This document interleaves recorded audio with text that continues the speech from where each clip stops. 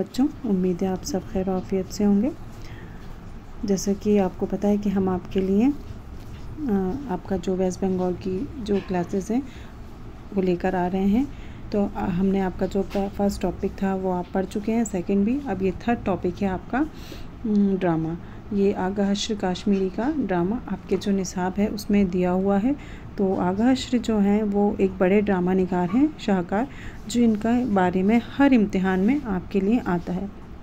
ये ख़ासकर अभी हम आपके जो वेस्ट बंगाल का है एग्ज़ाम होने वाला है, इम्तिहान होने वाला है, हम उसके बारे में यहाँ पर पढ़ रहे हैं। तो हम एक एक करके उसके निसाब के सिलेबस में जो आपका टॉपिक है वो करते जाएंगे। तो आज हम करेंगे, अभी इससे पहले हमने प्रेमचंद का वो पढ़ा था, कफन। अब आज हम कर रहे हैं आगा हश्र काश्मीरी के बारे में पढ़ते हैं। चलिए आइए इसका आगाज़ करते हैं। तो सबसे पहले देखते हैं, यहाँ पे लिखा हुआ है कि नाम आगाज़ मोहम्मद शाह था और तखल्लुस हश्र था। जैसे तखल्लुस आप जानते होंगे, नाम इनका क्या था, नाम मोहम्मद शाह था और तखल्लुस जो था वो इनका हश्र था। जैसे असदुल्ला खां गालिब, तो गालिब उनका तखल्लुस बन गया। तो इस तरीके से ये इनका हश्र तखल्लुस था। आगा हश्र अप्रैल 1879 में बनारस में पैदा हुए। आगा हश्र का इंतकाल 1935 ईस्वी को लाहौर में हुआ।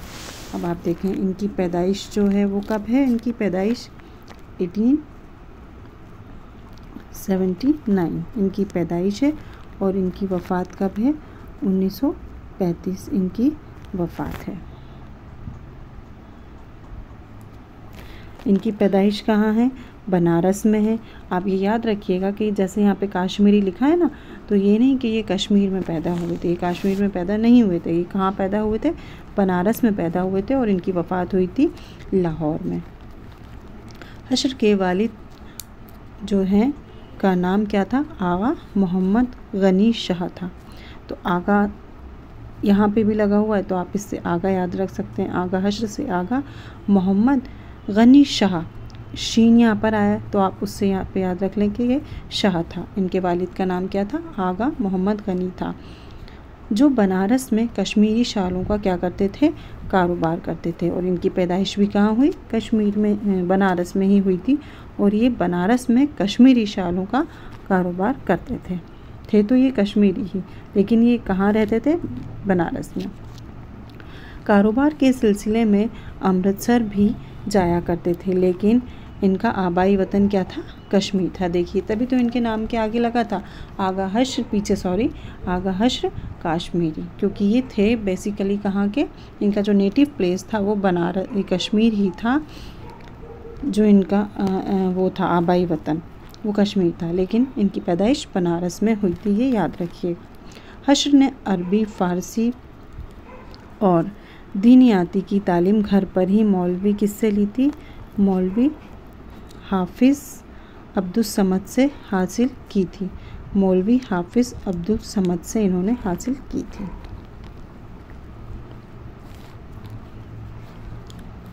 हश्र ने बनारस के नारायण मिशन स्कूल में भी दाखिला लिया था। कौन से, आपसे पूछा जा सकता है कि इन्होंने बनारस के किस स्कूल में दाखिला लिया था, तो बनारस के नारायण मिशन स्कूल में इन्होंने दाखिला लिया था। मगर स्कूल की पढ़ाई से ज़्यादा दिलचस्पी इन्हें किस में थी, ड्रामों में हुआ करती थी।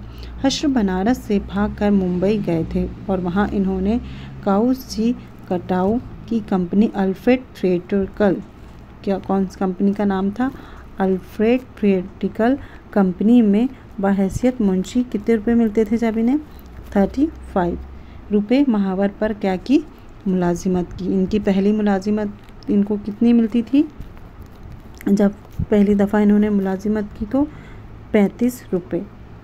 कहाँ पर गए थे, मुंबई गए थे। किसकी कंपनी थी, काउस जी कटाऊ की कंपनी थी, जिसका नाम क्या था, अल्फ्रेड थिएट्रिकल कुल। जब आप ये वीडियो देखें तो आप अपने नोट्स बनाते चलें साथ ही साथ, तो आपको इजी रहेगा, फिर आप उन नोट्स का रिवीजन कर सकते हैं।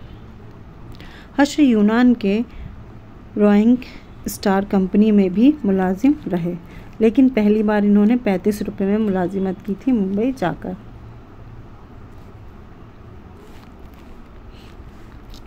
हश्र ने हैदराबाद के तलुकाए दारुल राजा रघुवेंद्र राव की शिरकत में नेवल फ्रेट कंपनी खोली थी। बाद में हश्र खुद ही पूरी कंपनी के मालिक बन गए थे। ये सवाल भी पूछा जा सकता है कि हश्र ने हैदराबाद में किसके साथ मिलकर कंपनी खोली? राजा रघुवेंद्र राव की शिरकत में इन्होंने ये कंपनी खोली थी। कहाँ पर? हैदराबाद में। ये क्या हो गया? ये हो गया आपका सेकंड पॉइंट, है ना। अब थर्ड पॉइंट देखें क्या आता है। हश्र की शादी। अब ये यहाँ से इनकी शादी की बात शुरू हो जाती है। तो थर्ड पॉइंट आप लिख सकते हैं शादी या हालात ज़िंदगी। हश्र की शादी अमृतसर में 1911 में हुई थी, लेकिन शादी के 5 साल बाद लाहौर में हश्र की बीवी का इंतकाल 1916 में हो गया था, जिनसे सिर्फ एक लड़का नादिर शाह था, जो 3 माह की उम्र में, इनके बेटे का नाम क्या था? नादिर शाह, है ना, जो 3 माह की उम्र में लखनऊ में इंतकाल कर गया। अब यहाँ से आप लिखेंगे कि उनकी शादी कब हुई? 1911 में हुई थी। शादी के कितने साल बाद उनकी बीवी का इंतकाल हुआ? 5 साल बाद। कब? 1916। उसके बाद इनकी औलाद, ऐसे डाल के लिख लीजिए पॉइंट बना के औलाद। तो औलाद इनका एक बेटा था, कितने माह का? 3 माह का, नादिर शाह, जिसका लखनऊ में क्या हो गया था? इंतकाल हो गया था। आगा हश्र हैदराबाद से लाहौर कब आए? 1913 में। ये इनके हालात ज़िंदगी ही है। मुंतकिल हो गए थे और अंजुमन के कई जलसों में शिरकत करके तकरीर करने के अलावा कई नज़्में भी कहते थे। लेकिन इन्हें सबसे ज़्यादा शौक़ किस बात का था? हमने आगे पढ़ा कि इन्हें ड्रामों का बहुत ज़्यादा शौक़ था और इसी वजह से ये कहाँ पर आए थे? मुंबई आए थे। हश्र की मशहूर नज़्म शुक्रिया यूरोप पहली मर्तबा अंजुमन हिमायतुल इस्लाम के एक जलसे में पढ़ी गई। ये इम्पॉर्टेंट पॉइंट है। हश्र की मशहूर जो नज़्म थी, कौन सी थी वो? शुक्रिया यूरोप के, ये इनकी नज़्म का नाम है। पहली मर्तबा अंजुमन हिमायतुल इस्लाम में पढ़ी गई। हश्र मॉडर्न थिएटर कलकत्ता में 1200 रुपये माहवर पर बहैसियत मुंशी काम किया। ये भी लिख लीजिए, ये भी इम्पॉर्टेंट है। इन्होंने कलकत्ता में भी, हैदराबाद में काम किया, मुंबई में काम किया, कलकत्ता में किया। कलकत्ता में जब मुंबई में पहली दफ़ा किया था तो कितने रुपए में किया था? मुलाजिमत की थी 35 रुपीज़ में। अब यहाँ पर कितने रुपीज़ में किया? 1200 रुपये में किया। कितने रुपए में? 1200 रुपये में। हश्र ने मशहूर अदाकार मुख्तार बेगम से एक लंबे अरसे के ताल्लुक़ के बाद क्या कर लिया था? निकाह कर लिया था। अब भाई उन्हें ज़रूरत थी किसी ना किसी हमसफ़र की, ज़िंदगी ऐसे कैसे वो अपनी निकालते, तो उन्होंने क्या किया? अदाकारा मुख्तार बेगम से निकाह किया लंबे अरसे के ताल्लुक़ के बाद। हश्र ने 1924 कलकत्ता से बनारस आकर अपनी कंपनी कायम की। अब ये सवाल होगा यहाँ पर कि हश्र बनारस से कलकत्ता कब आए थे?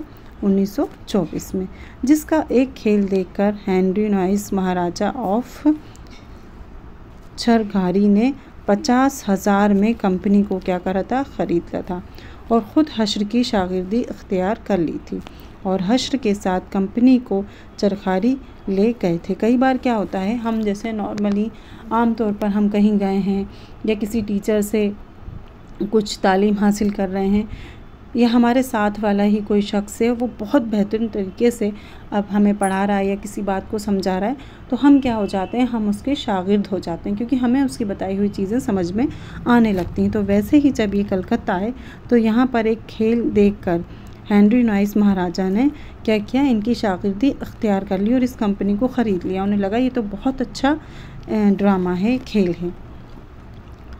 हश्र महाराजा चरखारी से इजाज़त लेकर कहाँ गए? वापस फिर वो बनारस गए हुए 1928 में फिर कलकत्ता आ गए थे, वापस फिर से आए थे।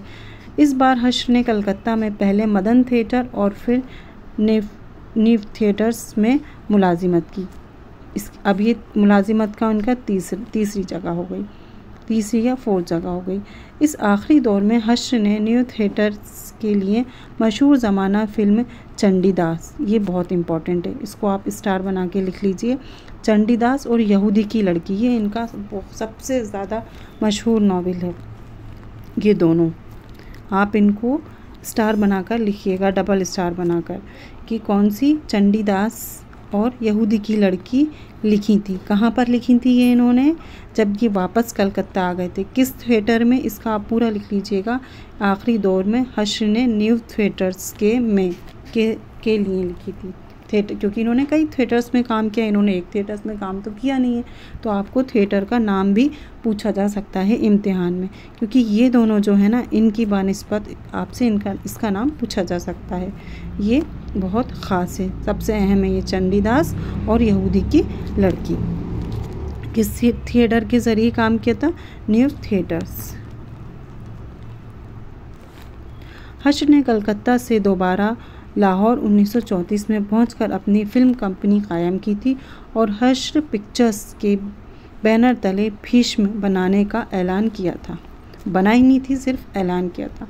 मेहंदी हसन लखनवी के मुकाबले में आगा हश्र ने 18 साल की उम्र में 8 दिनों में अपना पहला ड्रामा आफ्ताब मोहब्बत 1897 में लिखा था, जो चंद्र रावी की तर्ज पर है। किसकी तर्ज पर है? चंद्र रावी की तर्ज पर है। और इन्होंने 18 साल की उम्र में, मोहम्मद हसन लखनवी जो हैं वो भी, मेहंदी हसन लखनवी ये भी ड्रामा निगार हैं। तो इनका मुकाबला यहाँ पर किससे हो रहा है? हश्र ने इनके मुकाबले 18 साल की उम्र में 8 दिनों में अपना पहला ड्रामा तैयार कर लिया। अब आप देखें इन्हें यहाँ पर किसके मुकाबले? हसन लखनवी के। तो जब किसी एक शख्स को या किसी एक चीज़ को किसी दूसरे के मानंद या जैसा जब हम बताते हैं तो हम उसे क्या कहते हैं? हम उसे तशबीह कहते हैं। आपसे ये सवाल भी पूछा जाएगा इम्तिहान में, किसी एक चीज़ को अशार में पूछा जाएगा। यहाँ तो ये आ गया है, तो हम आपको बता रहे हैं कि जब किसी एक शख्स को एक चीज़ को किसी दूसरी की खूबी की मानंद बताया जाए या उससे बेहतर बताया जाए तो उसे हम तशबीह कहते हैं।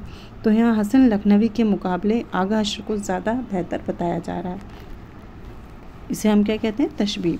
तो इन्होंने क्या लिखा था? अपना पहला ड्रामा आफ्ताब मोहब्बत लिखा था 1897 में।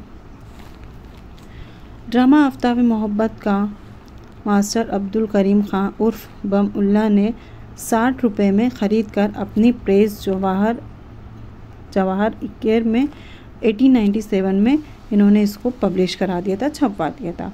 हश्र ने ड्रामों में बहुत सी अहम तब्दीलियाँ की, जैसे इन्होंने गानों की तादाद कम की और मुकालमों को रोज़मर्रा की बोलचाल के करीब लाने की कोशिश की। क्या होता है, जब हम कोई सीरियल देख रहे होते हैं या कोई ड्रामा देख रहे होते हैं या फिर कोई मूवी देख रहे होते हैं, कोई फ़िल्म देख रहे होते हैं, तो जब उसमें बहुत ज़्यादा आर्टिफिशियल चीज़ें, बनावटी चीज़ें होती हैं ना, तो उसमें दिलचस्पी नहीं आती। आमतौर पर भी अगर आप देखेंगे ना, अगर उसमें बनावटी चीज़ें ज़्यादा होंगी तो आपको उसमें बिल्कुल दिलचस्पी नहीं आएगी। हाँ, लेकिन अगर उसमें हमारी ज़िंदगी के मुताल्लिक कोई भी मामला बताया जाएगा या कोई भी ऐसी चीज़ बताई जाएगी जो सादा सलीस अंदाज में होगी और जो हमारी ज़िंदगी से करीब होगी, तो उसमें हमारी दिलचस्पी जो होती है ख़ुद ब खुद बढ़ जाती है। तो यहाँ आगा हश्र जो है इन्होंने बिल्कुल यही काम किया। इन्होंने एक नई रिवायत कायम करी, गानों को कम किया और रोज़मर्रा की बोलचाल के करीब लाने की कोशिश की। इसीलिए लोगों ने इनके ड्रामों को बहुत सराहना दी और बहुत पसंद किया। आगा हश्र के ड्रामों की बुनियाद कश्मकश पर होती थी। आपसे पूछा जा सकता है कि इनके ड्रामों की बुनियाद क्या थी। जैसे प्रेमचंद के जब हम अफसाने पढ़ते हैं तो उसकी बुनियाद क्या होती है? आपने जब कफन अभी पढ़ा तो आपको उसमें क्या लगा? उसमें ज़्यादा से ज़्यादा देहाती ज़िंदगी को बताया गया है, प्रेमचंद के जो ज़्यादातर अफसाने। तो वैसे ही पूछा जा सकता है कि आगा हश्र के ड्रामों की जो बुनियाद है वो क्या है? वो है कश्मकश। और प्रेमचंद के अफसानों की बुनियाद क्या है? तो वो ज़्यादातर है देहाती ज़िंदगी। आगा हश्र अपने ड्रामों में शदीद कश्मकश दिखाने के बाद आखिर में हक फतह और बातिल की शिकस्त दिखाते हैं। जो हक पे रहता है उसकी जीत दिखाते हैं और बातिल की, मतलब जो झूठ बोलता है या बुरे काम करता है, उसकी शिकस्त यानी कि हार। आगा हश्र के ड्रामों में असल किस्से के पहलू ब पहलू कोई मज़ा या प्लाट भी चलता है, मतलब असल किरदार तो चलता रहता है लेकिन कोई ना कोई मज़ा भी इसमें चलता रहता है। या अब इम्तियाज़ अली ताज जो ख़ुद एक बड़े ड्रामा निगार हैं, वो इनके लिए क्या लिखते हैं, इसको भी आप स्टार बना के लिख लीजिएगा। कभी हो सकता है ये कॉल आ जाए, इससे मुताल्लिक़ कुछ आ जाए, तो वो आपसे पूछेंगे कि इन्होंने क्या कहा है। इम्तियाज़ अली ताज ने कौन सा ड्रामा लिखा है? अनारकली। अनारकली जो है ना वो इम्तियाज़ अली ताज अर्शी का है। इन्होंने लिखा है कि जब आगा हश्र कोई ड्रामा या ड्रामे का कोई मंजर लिखते तो मामूली सतह के किसी आदमी मसलन गंडेरी बेचने वाले को, किसी पान फरोश को, धोबी वहश्ती को ज़रूर सुनाते थे और तवज्जो से देखते थे कि इस पर क्या असर हो रहा है। अब देखिए यहाँ कितनी अहम बात की गई है।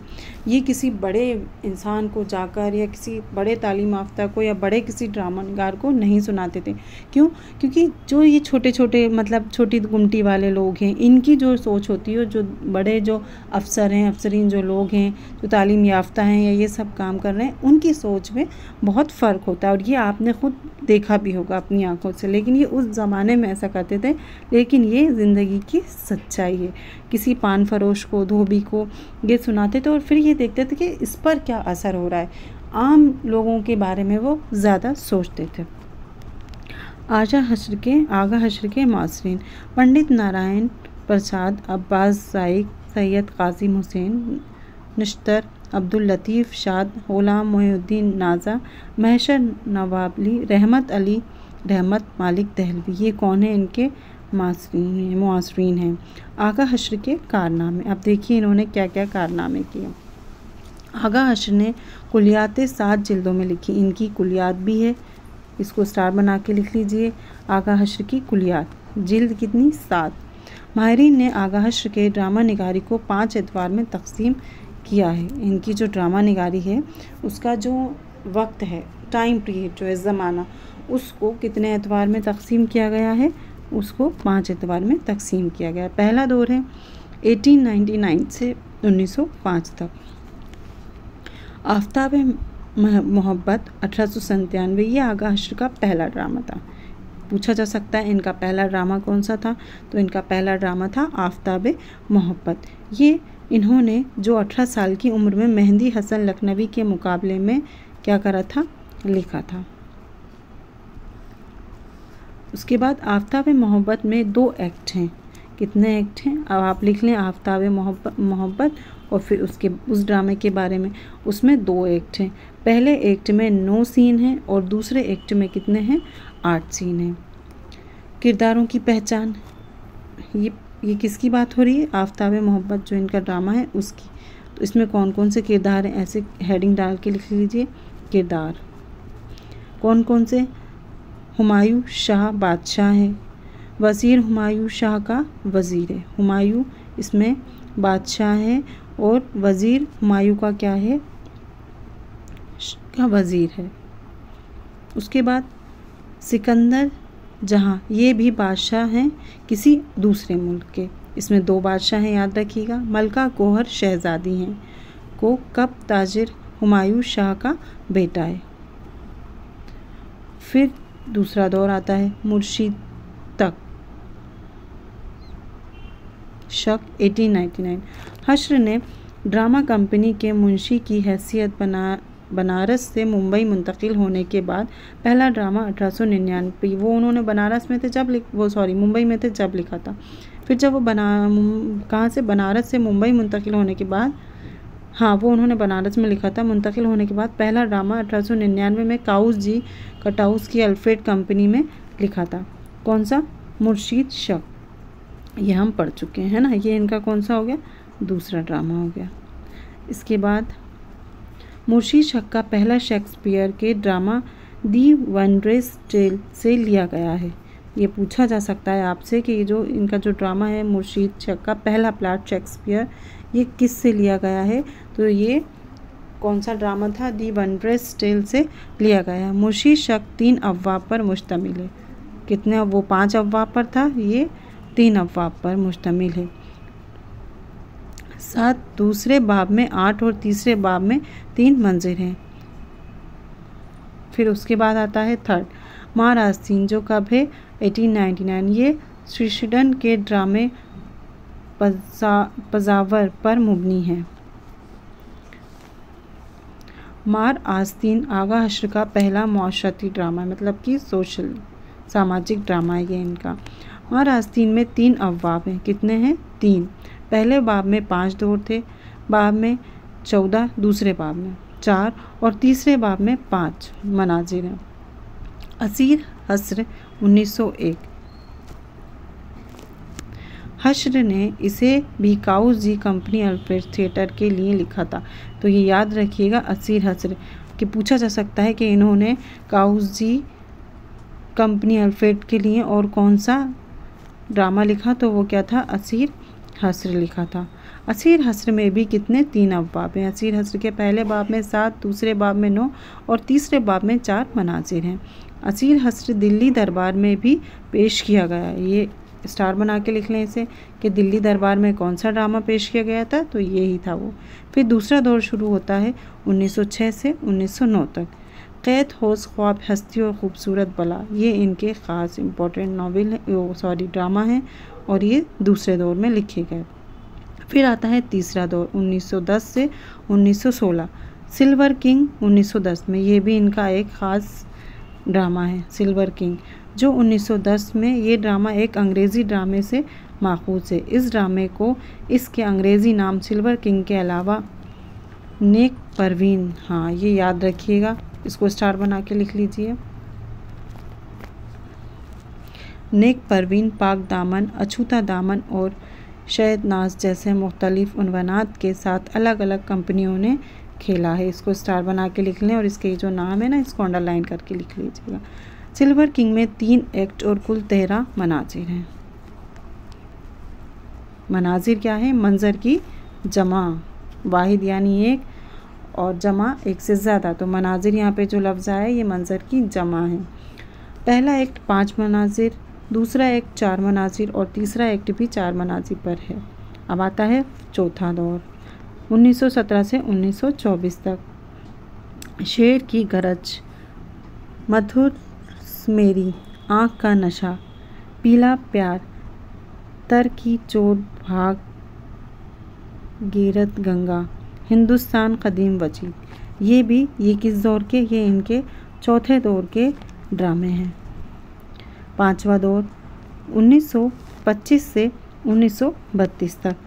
दिल की प्यास, रुस्तम व सहराब, राम अवतार, दिल की आग, आतिशी तूफ़ान, बेवकूफ़ टक्र, शेरी फरहाद, औरत का प्यार, चंडीदास, ये इनके 5वें दौर के ड्रामे हैं। तो इनके जो ड्रामों को कितने अदवार में तकसीम किया गया, कितने ज़माने में? 5 उसमें तकसीम किया गया है ना। आप जब वीडियो आप दोबारा इस वीडियो को सुनिएगा और इनके साथ ही साथ इसके नोट्स आप बनाते चलिएगा, तो ये आप जब रिवीज़न करेंगे उस वक्त आपको बहुत आसानी होगी। आपको दोबारा वीडियो देखने की ज़रूरत नहीं पड़ेगी अगर आपके नोट्स बने हुए रहेंगे तो, क्योंकि आपका वक्त भी बचेगा और आप रिवाइज़ कर लेंगे। आपके हाथ की लिखी हुई चीज़ आपको ज़्यादा अच्छे तरीके से समझ में आती है। अब आपके निसाब में आगा हश्र जो काश्मीरी हैं, इनका ड्रामा कौन सा है? खूबसूरत बला। उसके बारे में हम नेक्स्ट जो क्लास है आपकी उसमें पढ़ेंगे, उसको हम तफसील से समझेंगे कि उसमें किरदार कौन कौन से हैं, उसमें किस तरफ इन्होंने इशारा किया है, किस चीज़ के बारे में ये बताना चाहते हैं। तो ये आपका जो वेस्ट बंगाल का सिलेबस है उसके अकॉर्डिंग हम एक एक टॉपिक करते जा रहे हैं। उम्मीद करते हैं बच्चों कि आपको आज का ये जो टॉपिक था आगा हश्र काश्मीरी, ये समझ में आया होगा। शुक्रिया।